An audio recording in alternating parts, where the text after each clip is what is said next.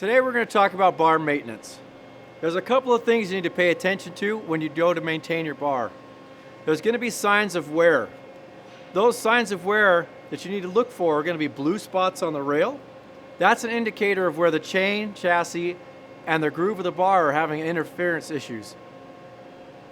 You need to check for nose component wear.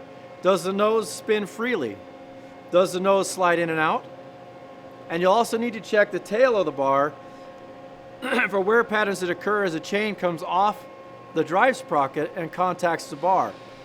Now the tools you will need to maintain your bar is a groove cleaner, a flat file or a bar rail dresser, and a grease gun.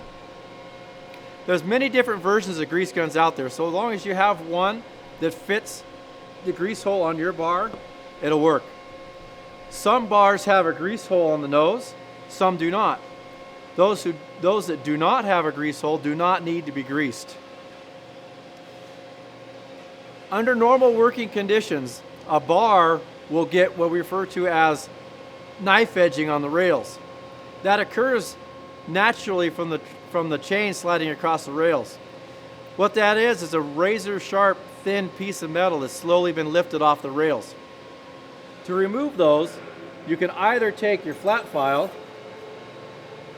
and simply go across the rail of the bar to remove it, or a bar rail dresser, and you do basically the same function. You take the bar rail dresser and you slide it along the rails. A neat additional piece that the bar rail dresser does that a flat file won't is it can parallel the rails. One of the indicators of a rail that's not parallel is leading in the cut.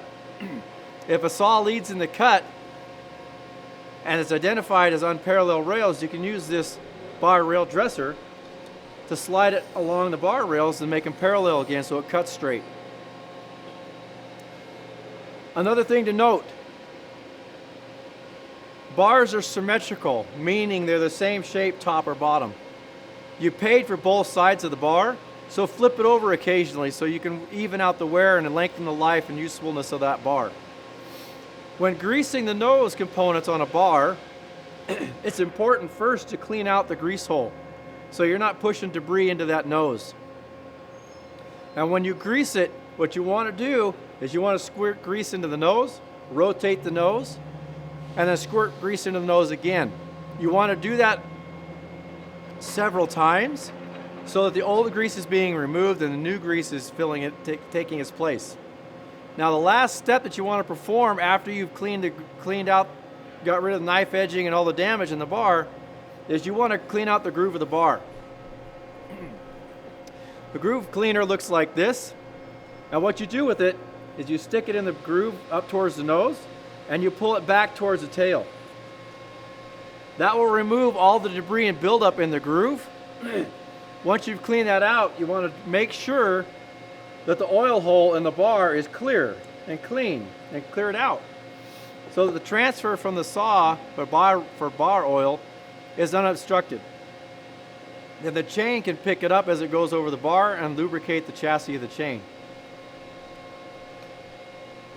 Once you've completed all those steps, you can now put your bar back into service, put it back on your saw, and go back to work.